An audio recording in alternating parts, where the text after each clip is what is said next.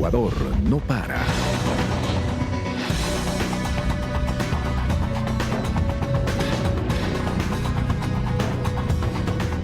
¿Qué tal, amigas, amigos? Soy Marco Antonio Bravo y le doy la más cordial bienvenida a un nuevo programa de Ecuador no para. Desde finales del año 2014, el país vivió momentos difíciles por shocks externos que debilitaron la economía ecuatoriana. La caída de los precios del petróleo y de los commodities, la apreciación del dólar y la devaluación de las monedas de países hermanos, sumado al pago que tuvo que hacer el Estado ecuatoriano a las petroleras por arbitrajes internacionales, provocaron una brecha en la economía que superó los 9.000 millones de dólares. Desde finales del año 2016, la economía ecuatoriana muestra signos de recuperación. Para conocer la situación actual que vive el país en este contexto, conversaremos en los siguientes minutos con Verónica Artola, gerente general del Banco Central del Ecuador. Para iniciar, les presentamos un perfil de la nueva gerenta de la entidad. Adelante. La gerente del Banco Central del Ecuador, Verónica Artola, es economista por la Pontificia Universidad Católica del Ecuador. Tiene una maestría en Economía Aplicada en la Universidad Autónoma de Barcelona, España. Se desempeñó como subsecretaria de Planificación para el Buen Vivir y subsecretaria de Seguimiento y Evaluación de la Secretaría de Planificación y Desarrollo Semplades. Trabajó como intendenta del control de concentraciones en la Superintendencia de Control de Poder del Mercado. Dentro del Banco Central ejerció importantes cargos como asesora del presidente del directorio, del gerente general, directora de Servicios Bancarios Internacionales y subgerente de Programación y Regulación Monetaria y Financiera. Es docente en la Facultad de Economía de la Universidad Católica del Ecuador desde septiembre de 2010.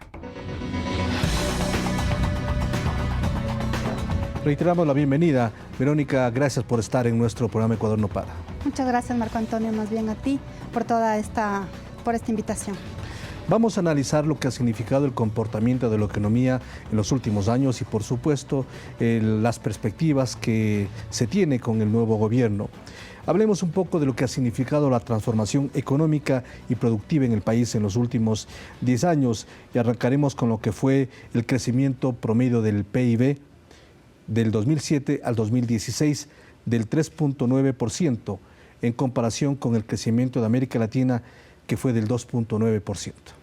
Bueno, es importante, ¿no es cierto?, entender que durante estos últimos 10 años la economía ecuatoriana pasó por algunos episodios, unos favorables y unos, como bien se lo mencionaba a la introducción, que también tuvimos lo que se le denominó la tormenta perfecta. Entonces, este crecimiento del 3,9% que tuvimos, mayor al crecimiento de Latinoamérica, básicamente estuvo enfocado gracias a todo el impulso que hubo del sector privado y el sector público. Entonces, el sector público, sobre todo, tuvo una inversión importante en formación bruta de capital fijo, en toda la elaboración de algunas infraestructuras importantes para el país que generaron que este crecimiento sea importante.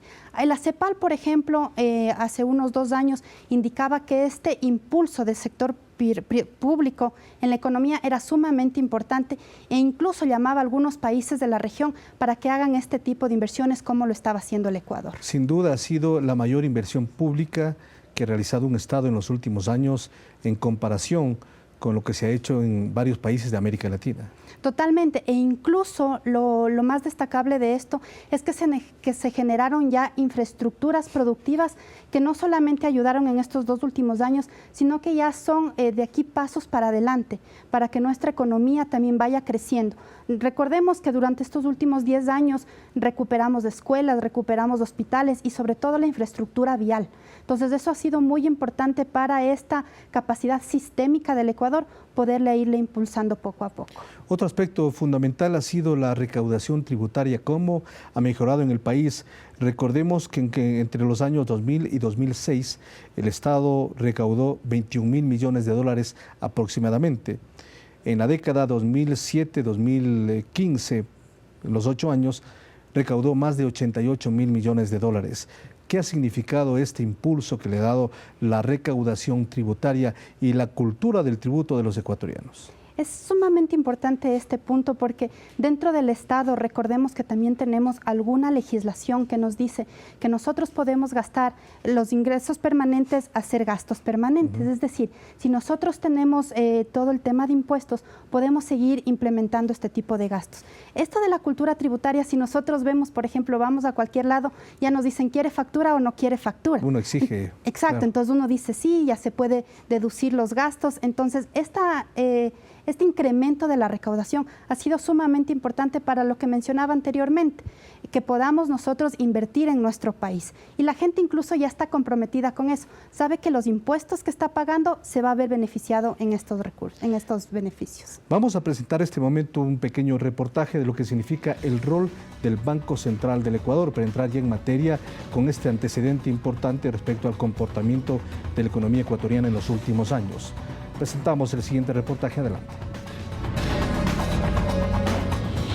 El rol del Banco Central en una economía dolarizada va más allá de ser intermediador de pagos. Garantizar en todo momento que los depósitos que tienen los bancos privados en el Banco Central siempre estén totalmente respaldados, de tal manera que nunca se pone en riesgo los depósitos de los ciudadanos en sus bancos. El ex subgerente del Banco Central, Víctor Hugo Villacrés, indicó que la entidad se encarga de administrar la liquidez con el Sistema Nacional de Pagos. Se convierte en una administración de la liquidez de la economía, porque todos los recursos que se transaccionan en la economía vía bancos privados, recursos que llegan del extranjero, recursos inclusive del sector público, tienen que pasar por el Sistema Nacional de Pagos. Ecuador es de las economías que más aprovechó los altos precios del petróleo que tuvo durante varios años. Logró reducción de la pobreza y un crecimiento promedio de 3,9% de 2007 a 2015, comparado con el 2,9% de la región. Relacionan fundamentalmente con la capacidad de generar inversión y acumulación de capital, es decir, un mejoramiento en las condiciones de infraestructura del país. Y esto lo hemos hecho en varios aspectos, no solamente en la infraestructura física que se puede ver en carreteras hidroeléctricas, escuelas, colegios, sino fundamentalmente en la infraestructura de la calidad de la prestación de los servicios públicos.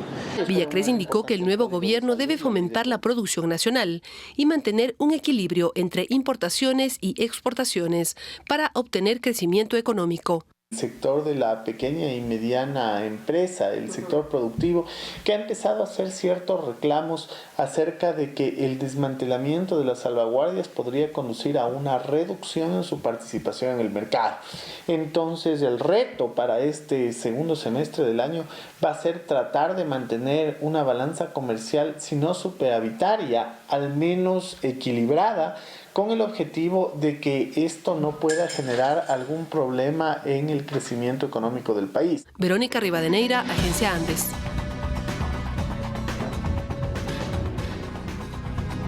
Antes de entrar en detalle respecto a la revisión de varios indicadores que son sumamente importantes, es preciso entonces reiterar el rol del Banco Central del Ecuador, un rol que ha sido incluso criticado por algunos sectores de oposición, que han dicho que ya no tiene independencia y que está cumpliendo simplemente como caja chica del gobierno central.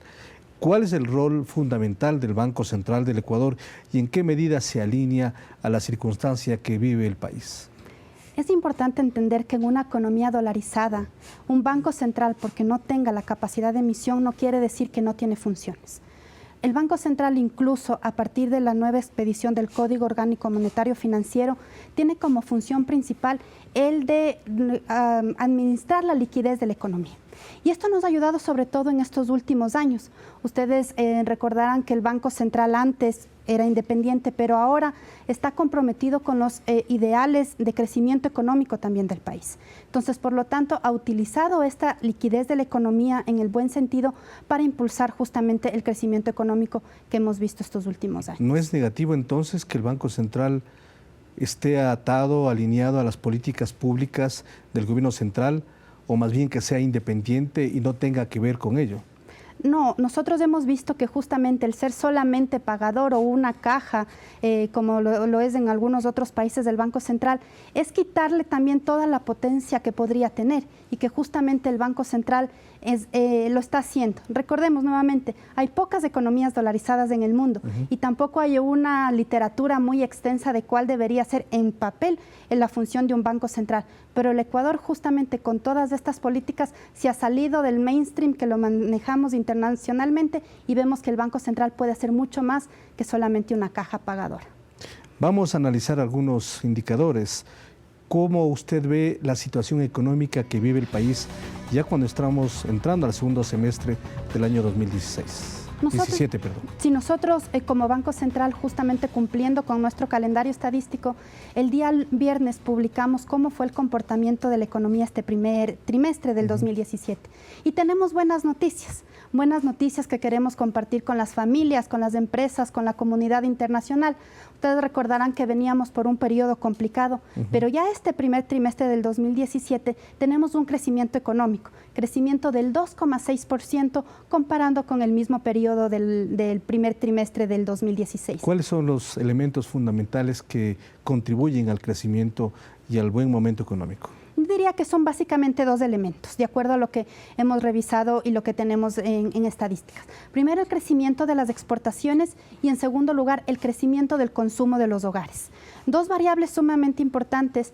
Por el lado externo, las exportaciones se han incrementado gracias a algunos factores, entre esos al acuerdo que tenemos con la Comunidad Europea. Eso nos permite ya exportar más. Y por el lado del consumo de los hogares, qué mejor que sea nuestra propia economía interna la que se está moviendo nuevamente y eso ayuda a crecer al crecimiento económico. Ahí vemos que hay algunos elementos que las familias están consumiendo ya internamente comparando con el año anterior y eso también nos ha ayudado mucho. Vamos a presentar un pequeño reporte con Walter Spurrier, es un economista de reconocida solvencia en el país.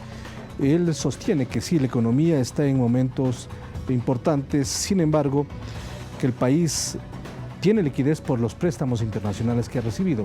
Adelante y luego tendremos el comentario de la gerente del Banco Central. La gerente del Central ha dicho que la economía crecería este año algo menos de 1%. Y todo ese crecimiento se lo daría por el aumento del primer trimestre de 2017 en relación al primero de 2016. Porque si en los siguientes 3 trimestres, bajo esa misma medida, el PIB no crece, dará un crecimiento de 0,7% en el año. Entonces, no es que la economía esté bien.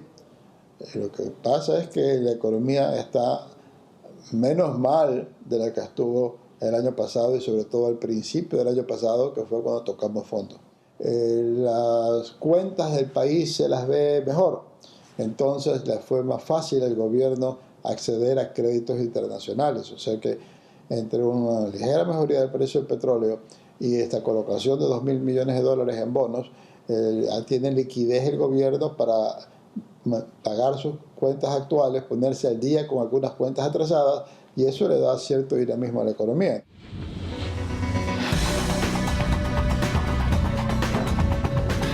Entonces quisiera conocer su punto de vista respecto a la intervención de Walter Spurrier. Nosotros en el Banco Central tenemos alguna información estadística, el crecimiento económico, pero también lo que conocemos como el ciclo adelantado del PIB. Este ciclo adelantado nos dice cómo vamos a estar comportándonos de aquí a 3, 4 meses. Y ya vemos que la economía ecuatoriana está en una fase de expansión. Yo no diría que estamos menos mal que el año pasado, sino que ya estamos creciendo. Si nosotros vemos, por ejemplo, el año pasado tuvimos un decrecimiento, esperamos efectivamente crecer. Todavía no tenemos cifras oficiales de cuánto sería el crecimiento, pero de acuerdo a estas estadísticas adelantadas que tenemos, al comportamiento que hemos tenido el primer trimestre de algunas variables y al seguimiento permanente que hacemos en el Banco Central, vemos que vamos a crecer. La liquidez efectivamente ha ayudado por este tema de los préstamos. Recordemos que esos 2.000 millones que se mencionan se recibieron en el segundo trimestre. Nosotros los datos que tenemos actualmente son del primero, entonces no están totalmente influenciados por eso. Hay una parte, pero también es por la reactivación económica interna que tenemos de la economía. Es decir, si hay un crecimiento en este primer trimestre, que ya se lo ha demostrado con los indicadores que usted acaba de mencionar, la perspectiva es que el crecimiento se continúe, se mantenga en el segundo semestre del año. Exactamente.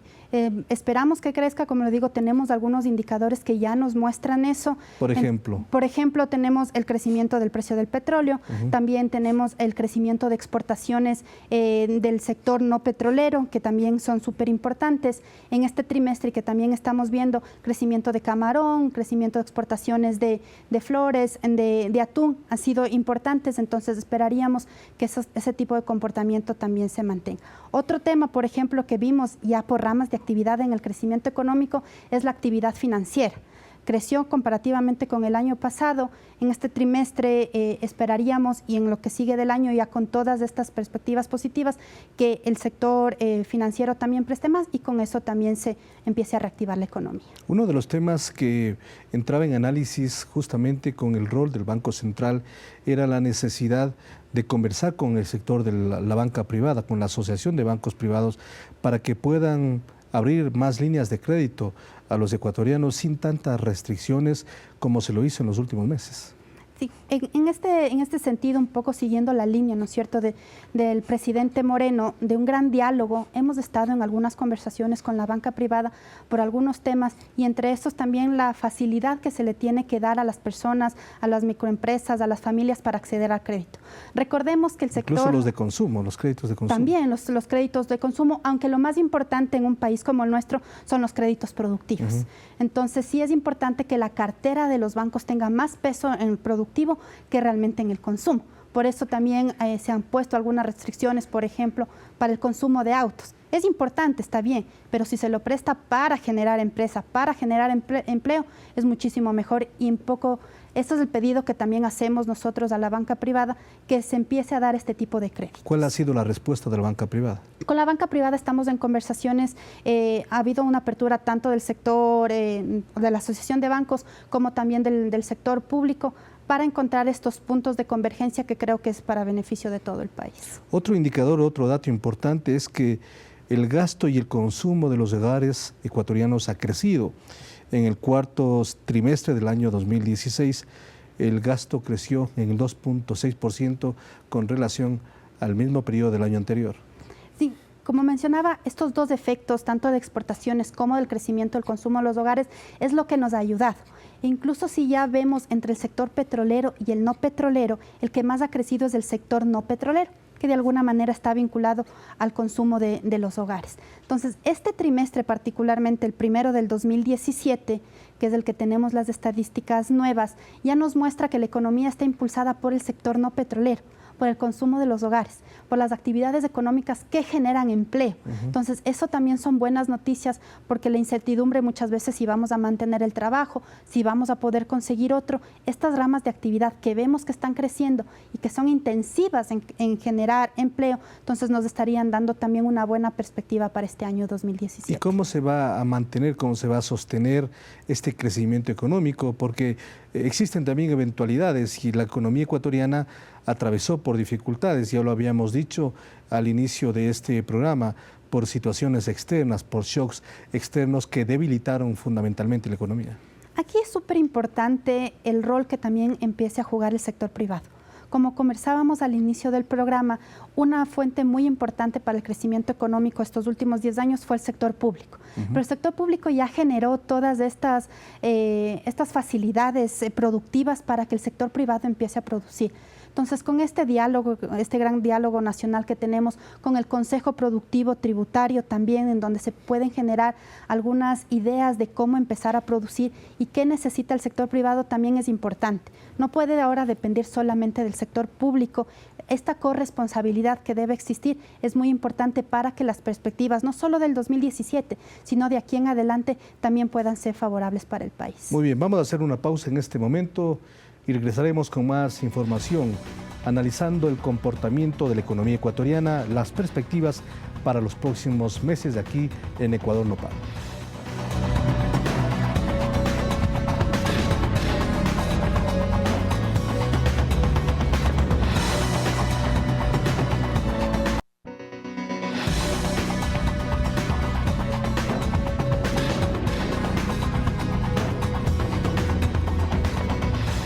El sector público y fundamentalmente los recursos que generamos los ecuatorianos fueron fundamentales para el crecimiento de la economía y para la nueva infraestructura que tiene el país en diversas áreas.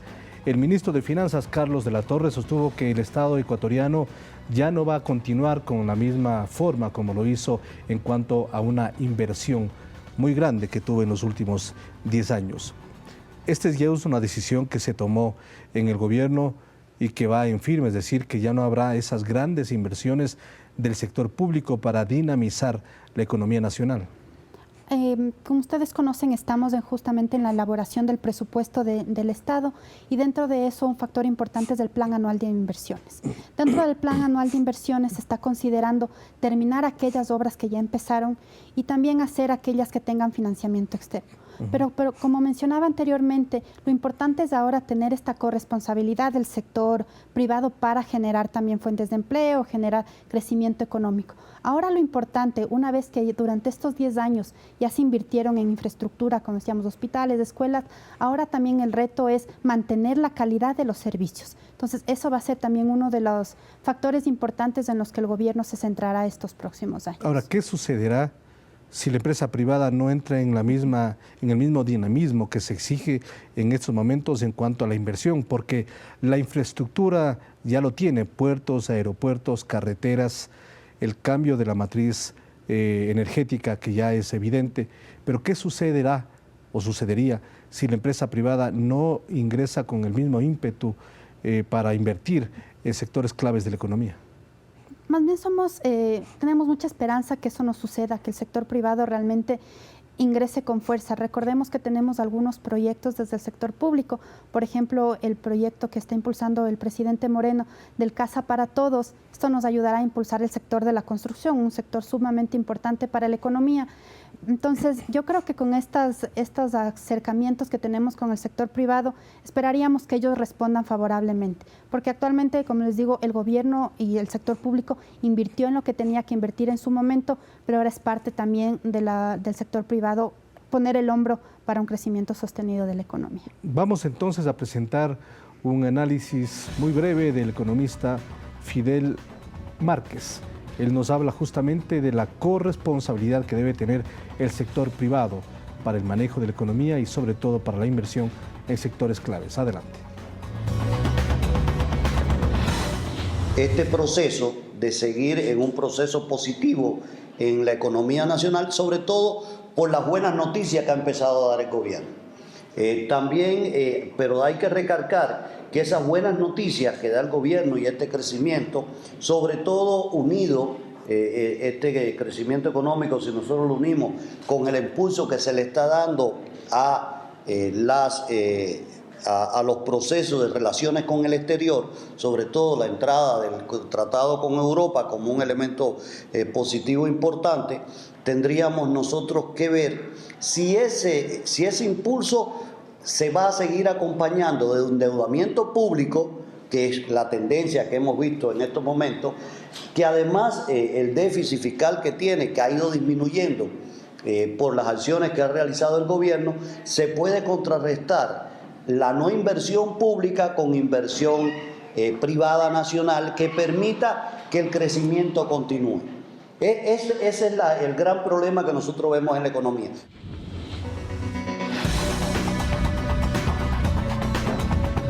Quisiera su punto de vista entonces ante los criterios del economista Fidel Márquez. Como decía anteriormente y ratificándonos, el gobierno ya invirtió, generó toda esta infraestructura importante y el sector privado con todos estos impulsos que le estamos pensando y que estamos ya empezando en las mesas del diálogo, es sumamente importante que ellos entren en esta corresponsabilidad. Saber si ellos van a entrar o no y en qué medida, eso ya solamente nos dirá el tiempo, ver si ellos realmente se comprometen, como lo han dicho ya en los hechos, no solamente en las palabras, en invertir en el país. Incluso traer recursos que están tal vez produciendo en otros países y que son de ecuatorianos. Tenemos una cantidad de recursos en paraísos fiscales, en el exterior, que podrían ser traídos nuevamente al país para generar inversión aquí. Entonces aquí la idea es que realmente el sector privado se comprometa con la ciudadanía, con los ecuatorianos en generar este tema. Han hablado ya de algunos sectores claves en donde podrían invertir. ¿Cuáles son los sectores atractivos para el sector privado para continuar con la inversión? Específicamente, nosotros como Banco Central estamos en ciertas mesas del Consejo Consultivo.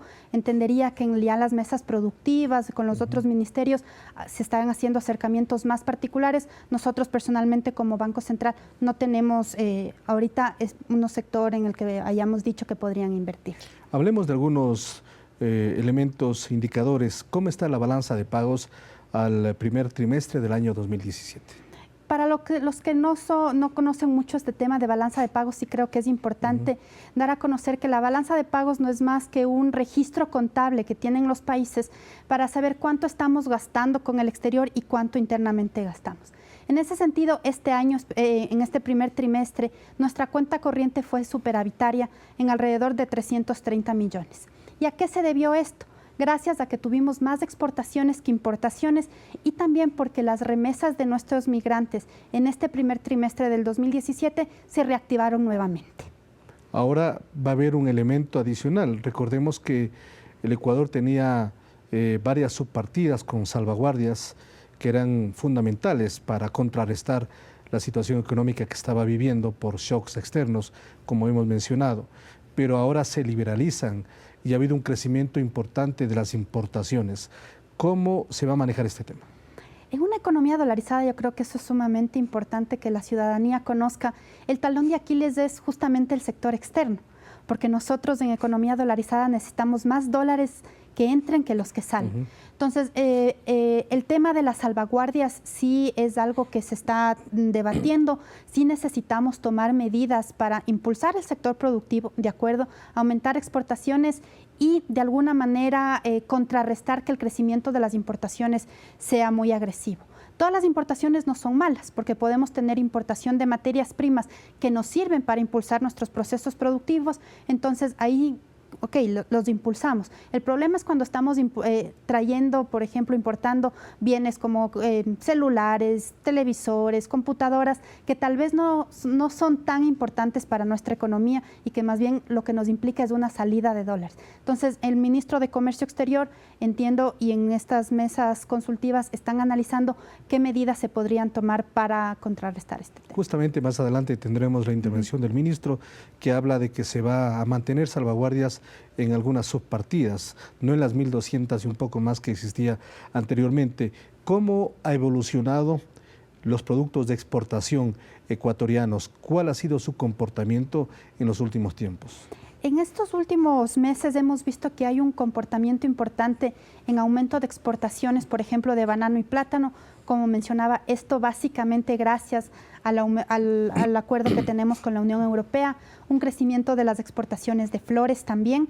En este primer trimestre recordemos que tenemos San Valentín, entonces ahí eso ayuda también a que tengamos un importante crecimiento. Crecimiento de camarón, de exportaciones de camarón. Hemos tenido niveles históricos de estos últimos tal vez 4 o 5 trimestres, porque el Ecuador está satisfaciendo mucha de la demanda que tienen los países asiáticos y creo que otro elemento importante, otro producto importante es el atún. El atún vemos que ha crecido... Atún y el pescado. Exactamente, hay algunas condiciones climatológicas que han ayudado a que incrementen las exportaciones. Estos son los productos principales que Y el banano sigue siendo también fundamental, un 22% aproximadamente de incremento. Sí, y hemos visto también incluso que los bananeros han hecho inversiones importantes para tener más plantas, mayor producción y con eso también cumplir con las cuotas que nos facilita el acuerdo que tenemos con la Unión Europea. Aunque lo mencionó hace poco, ¿pero a qué atribuye el incremento de las remesas que llegan al país?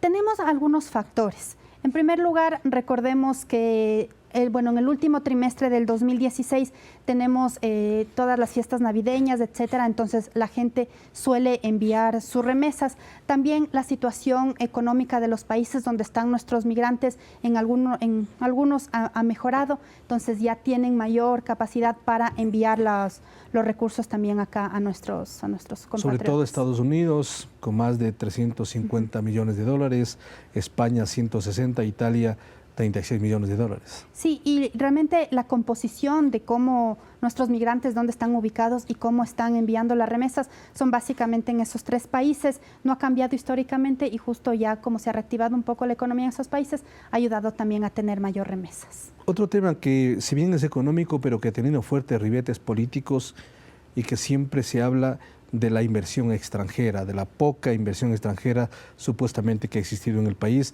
de las pocas facilidades que existen. Pero ¿cuál ha sido el comportamiento de una inversión extranjera directa en el Ecuador en los últimos años? En el último trimestre del año 2015 tuvimos récords históricos de inversión extranjera que casi alcanzaban los 1.000 millones de dólares. Entonces, decir que no hemos tenido suficiente inversión extranjera con estos datos que mostrábamos o que tenemos registro no es tan cierto. Lo que sí es importante indicar que la inversión extranjera que necesitamos aquí en el país es una inversión que realmente genere empleo, que realmente genere producción, porque no nos sirve inversión que venga, extraiga nuestros recursos y después las regalías los saque. Entonces, por eso, obviamente, nosotros como gobierno... O los famosos capitales golondrina. Exacto, como conocemos que también hay en otros países, pero lo que queremos es una inversión de calidad que genere empleo de calidad también para nuestros ecuatorianos. Entonces, tal vez por eso, si comparamos con Colombia o con Perú, son niveles un poco menores, pero nuevamente digo que a finales del 2015 llegamos a niveles históricos que teníamos aquí en el país. Además, es indudable que la economía peruana y colombiana es mucho más grande que la ecuatoriana por obvias razones. Claro, y tienen otro tipo de contextos, otras regulaciones. Tal vez aquí vemos más por la calidad que por la cantidad y eso justamente ha sido tal vez uno de los factores que hace que tengamos menos niveles de inversión extranjera. Presentamos a continuación una intervención de Jorge Salgado, es economista, que también habla respecto al diálogo entre los sectores económicos, fundamental para el desarrollo del país. Adelante. En la economía se ha visto muy poco. En el tiempo que va Lenín Moreno, un poco más de un mes, lo que sí hemos visto es acercamientos y relacionamientos políticos, pero en lo económico se necesitan dar pasos, pautas, señales, pero le insisto, que no sean señales de ajuste. Y bueno, yo le preguntaría si es que ella cree que va a ser fundamental hacer modificaciones de la Constitución para poder incrementar el endeudamiento público.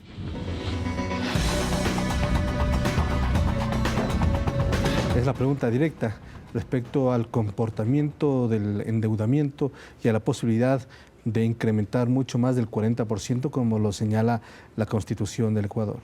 Por el momento no hay sobre la agenda en el corto plazo una medida sobre este tema. El ministro de Economía y Finanzas, que es el rector sobre el tema de deuda, si en algún momento se llega a dar, será quien dé a conocer, pero en este momento específicamente estar en debate si tenemos que subir o bajar el techo del endeudamiento, creo que no está sobre la mesa. Los niveles con los que estamos son los adecuados, tampoco son niveles muy altos. Recordemos que hay economías que están más allá del 100%, nuestro nivel de deuda es totalmente sostenible, entonces yo creo que en este momento una preocupación para cambiar el techo no está sobre la mesa. ¿Está dentro de los márgenes que no rebasan o no permite rebasar el 40% del PIB? De acuerdo a la última información que tenemos del Ministerio de Economía y Finanzas, estamos por debajo del 40% como lo establece la normativa. Vamos a presentar también al ministro de Comercio Exterior, Pablo Campana, respecto al tema de las salvaguardias, que también quisiéramos un criterio de la gerenta del Banco Central. Adelante. En el tiempo de las salvaguardias tuvimos más de 2.200 subpartidas arancelarias. Ahora lo he dicho varias veces que estamos analizando 403 subpartidas arancelarias. Dichas subpartidas no pueden afectar a la OMC, definitivamente tienen que estar dentro del techo complementario de la OMC y tampoco pueden afectar al acuerdo que tenemos con la Unión Europea. Y esto no es para generar preocupación. La obligación y el compromiso del Ministerio de Comercio Exterior es de analizar, evaluar las subpartidas arancelarias y hojas técnicas que podríamos el día de mañana tomar ciertas medidas internas. Ahora, tenemos un compromiso como Gobierno Nacional y como Ministerio de Comercio Exterior, de siempre socializar con los gremios, con las cámaras, con la Federación de Exportadores, para en ningún momento pues afectar a importadores, al comercio, a exportadores.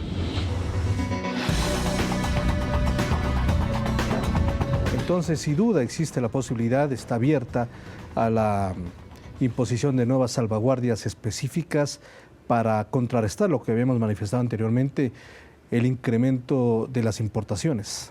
Exacto, es importante, como decía, tratar de mantener una estabilidad en el crecimiento de las importaciones.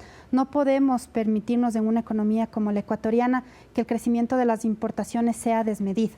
Y como decía, sobre todo si son partidas arancelarias, como ya lo está analizando el Ministerio de Comercio Exterior, que no me generen de alguna manera un crecimiento productivo dentro del país. Entonces, si es así, sin afectar las normativas internacionales y sin afectar el crecimiento económico del país, pues se puede analizar tranquilamente este tipo de medidas de salvaguardias. Vamos a hacer una pausa, la última de este programa. Regresaremos enseguida con nuestra invitada para mirar lo que significa la proyección, las políticas económicas que trabaja el gobierno de Lenín Moreno. Enseguida estamos con ustedes.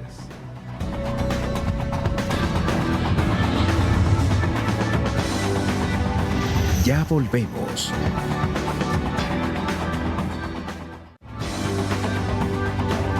Continuamos.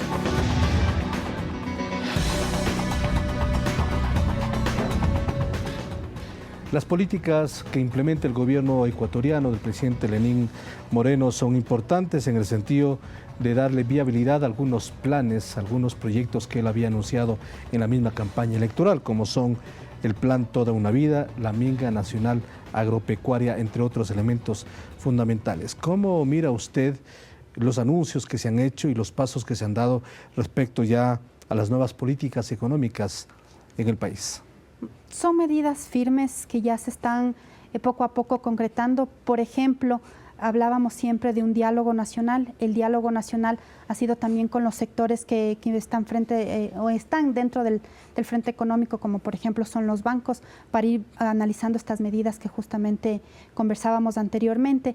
También desde el frente económico se va a impulsar en lo que podamos el programa de Casa para Todos, que de alguna manera también implicaría ver los recursos, de dónde van a salir, etcétera. Entonces, del frente económico, el presidente Moreno ya hará en los próximos días el lanzamiento del programa. Ya se tiene definido un poco la hoja de ruta sobre eso.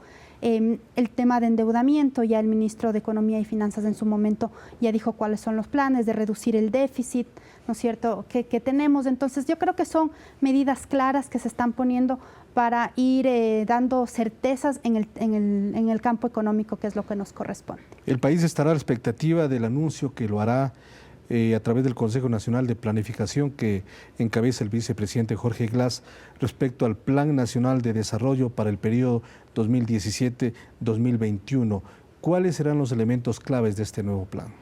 Eso lo está llevando directamente el secretario nacional de Planificación, pero uno de los ejes importantes es que la planificación que se tiene de aquí a los próximos 2 años ya se asiente de lo nacional a lo territorial.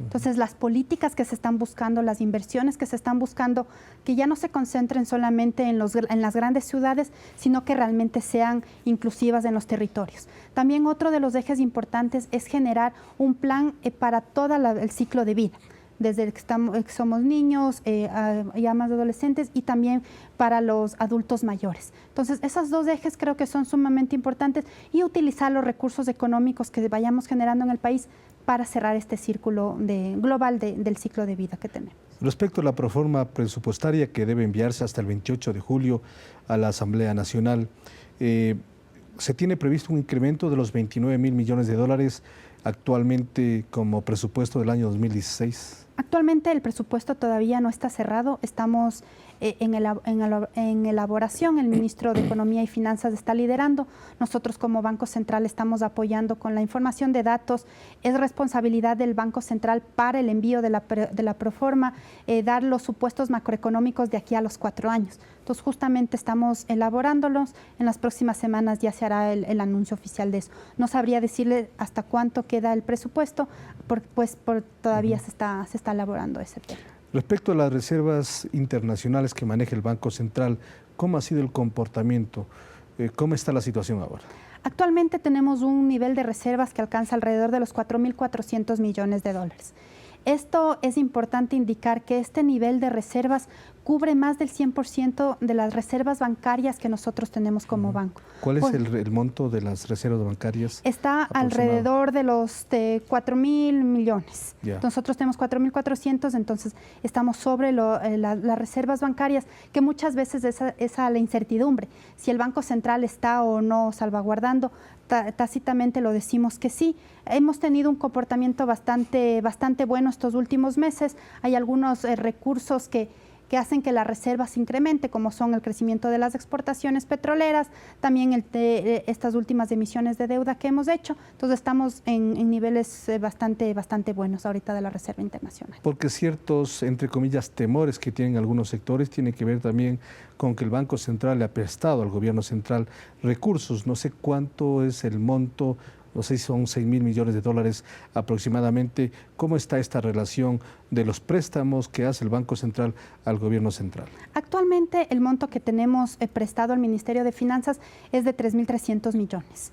Recordemos que hace un par de semanas el Ministerio de Finanzas ya nos canceló alrededor de 2.100 millones de dólares con acciones de algunas bancas públicas. Eso para Banco Central fue bastante bueno, pues nos permitió diversificar el portafolio de acciones que tenemos y también aumentar la rentabilidad.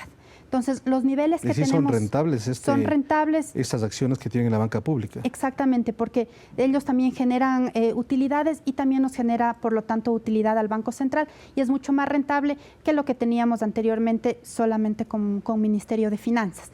Entonces, ha sido una inversión importante para el Banco Central y los niveles que actualmente mantenemos son totalmente sostenibles dentro de nuestro balance como Banco Central. Vamos a otro tema que es importante, el dinero electrónico y su manejo en 2 años, 9 meses aproximadamente bajo el control absoluto del Banco Central del Ecuador.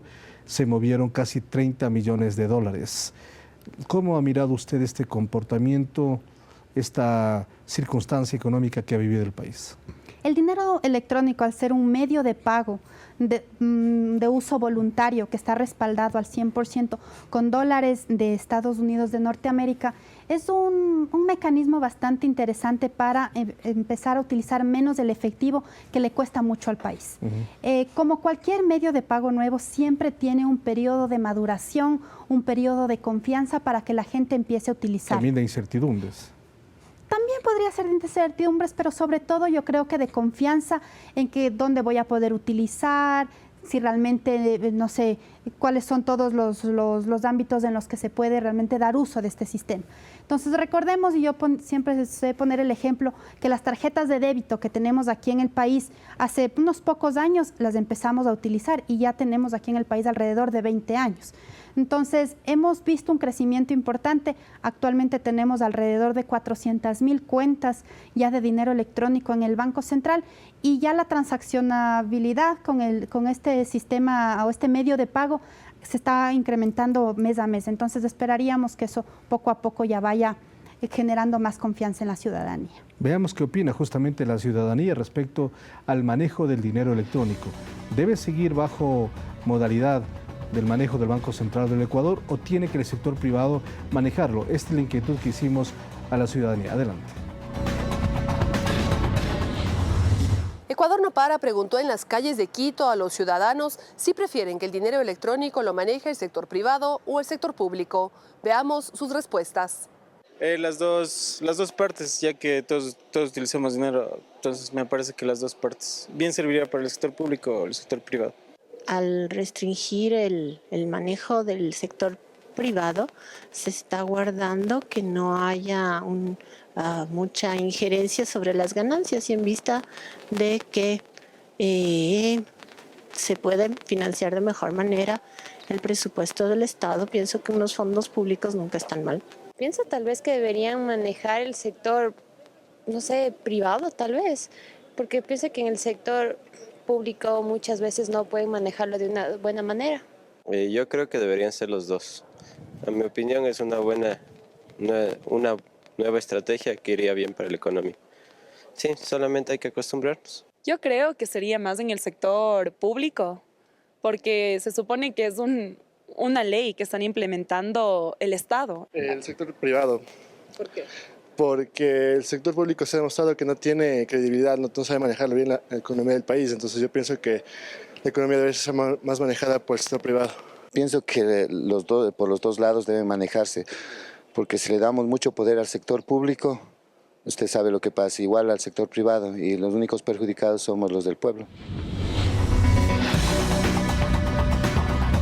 Algunos puntos de vista sobre una realidad que está viviendo el país en el sentido de la necesidad de contar con mayores facilidades para el manejo del dinero electrónico. ¿Cuál es su punto de vista respecto a la opinión ciudadana?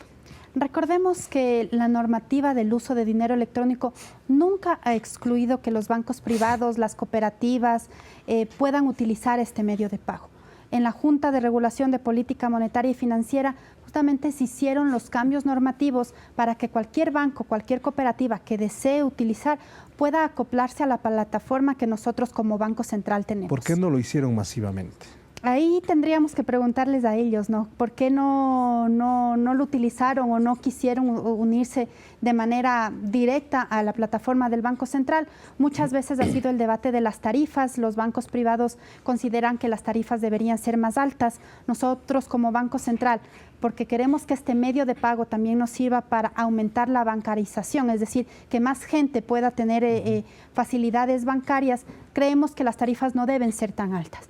Entonces yo creo que ese es el punto, pero es importante indicar que nunca se ha dicho que los bancos privados o las cooperativas privadas puedan vincularse también a la plataforma. Porque evidentemente hubo un cambio de comportamiento entre ciertos sectores de la banca privada. Al inicio ellos hablaron muy bien del sistema, luego cuando el Estado toma el control dijeron que no era lo más adecuado para la economía y comenzaron a hablar de una serie de circunstancias que nunca fueron ciertas. Exacto, no sé. Se empezó a generar muchos rumores en contra de este medio de pago, diciendo cosas que no tenían mucha validez, pero claro, ahora sí que los bancos privados tienen la intención de manejar, también lo ven con buenos ojos. Entonces yo creo que sí es importante un poco matizar este tema, que al ser un medio de pago, sea el público o el privado, pero lo importante es que se pueda utilizar a nivel general, es lo más importante y para bien del país. ¿Es un hecho entonces que va a cambiar la administración del sistema del dinero electrónico a manos privadas? En este marco que estamos del diálogo y en las conversaciones que hemos tenido con los bancos privados, estamos justamente, uno de los puntos en conversación es el manejo del dinero electrónico. Actualmente no hay una definición específica de cómo se lo va a hacer. Tal vez podría ser una de las formas que los bancos privados lo manejen. Eso sí, el Banco Central también tendría algún control, algún manejo sobre ese tema, pero las conversaciones aún no están cerradas. Entonces vamos a ver cómo vamos en las siguientes semanas concretando este tema. ¿Cuál será el rol del Banco Central en este sentido si pasa a manos privadas la administración? ¿Cuáles son los elementos que no se van a ceder en la negociación con estos sectores? Nosotros como Banco Central, dentro de las funciones que tenemos, es el de supervisar y vigilar el manejo de todos los medios de pago. Entonces, una cosa que no estaría en discusión es que el Banco Central, por ejemplo, deje este medio de pago solamente que lo manejen los bancos privados y que no tengamos como Banco Central o alguna autoridad de control justamente ver cómo se está manejando. Entonces, la idea sería eso, que lo manejan los privados, pero Banco Central intervendría de esa forma, controlando, regulando y también viendo el tema de tarifas, que como digo, es un tema importante, porque en función de eso también se va a ver si se puede o no masificar este medio de pago. Los incentivos que hubo al principio para que la gente utilice el sistema del dinero electrónico, ¿se mantienen o algunos se han eliminado? Como por ejemplo devolución del IVA de ciertos puntos o por la utilización de tarjetas electrónicas, entre otros. Se mantienen los beneficios. Antes, cuando teníamos, ¿no es cierto?, el 14% de IVA, se devolvía los 4 puntos si se pagaba con dinero electrónico. Ahora se le devuelve 2 porque estamos con el 12% de IVA, pero se sigue manteniendo. Igual si se utiliza cualquier medio de pago alternativo electrónico, como es tarjeta de crédito o de débito, se les devuelve el 1%. Lo único que se quitó es que si hasta el 31 de mayo abrían sus cuentas de dinero electrónico, se acumulaba todo lo que se gastaba y el IVA se lo daba en dinero electrónico. Eso ya no está vigente, pero de aquí en adelante las personas que abran su cuenta de dinero electrónico seguirán siendo beneficiadas con la devolución de los puntos del IVA. Otra preocupación también que existía en momentos en que se analizaba la administración del sistema del dinero electrónico en el gobierno anterior era que hasta qué punto está capacitado técnicamente el país para manejar un sistema que será sin duda mucho más masivo. El dinero electrónico es bastante fácil de utilizar. Incluso yo llamo a la ciudadanía a que marque *153 numeral. Y va a ver que es sumamente fácil. Ahí incluso no se necesita teléfonos de última generación, sino cualquier teléfono que tenga conexión, ni siquiera internet, sino que tenga red, puede hacer cualquier transacción. Incluso ya se han aumentado muchos servicios. Podemos pagar la luz, el agua, la matrícula, los impuestos. Tenemos ya algunas redes de supermercados, de farmacias que están asociados. Entonces ya cada vez se va masificando más el uso o hay más negocios donde se puede utilizar.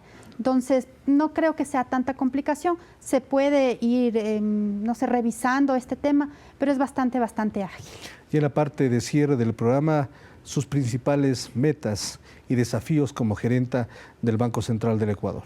Bueno, nosotros desde el Banco Central estamos comprometidos a seguir colaborando con este crecimiento económico del país, manejar la liquidez de la economía en los niveles que tenemos de seguridad, de liquidez, de rentabilidad.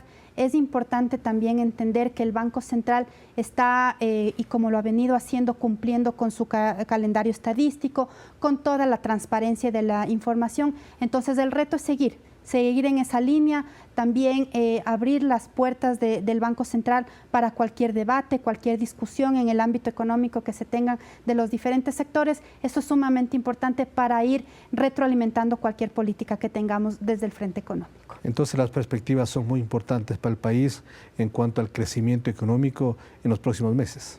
Son positivas y nuevamente ratificar las buenas noticias que tenemos en este primer trimestre de que la economía está creciendo y de acuerdo incluso a la terminología internacional, actualmente ya estamos en una fase de expansión de la economía. Muy gentil, Verónica, por su presencia aquí en Ecuador No Para. Muchas gracias, Marco Antonio. Hemos conversado con Verónica Artola, quien es la gerente general del Banco Central del Ecuador. Con ella analizamos la situación económica del país, que tras un periodo difícil, hoy presenta signos de recuperación y augura un mejor escenario para este 2017. Además, revisamos los principales indicadores de la economía ecuatoriana y conversamos sobre la aplicación del sistema del dinero electrónico. Como siempre, gracias por su atención. Hasta una próxima oportunidad. Felicidades.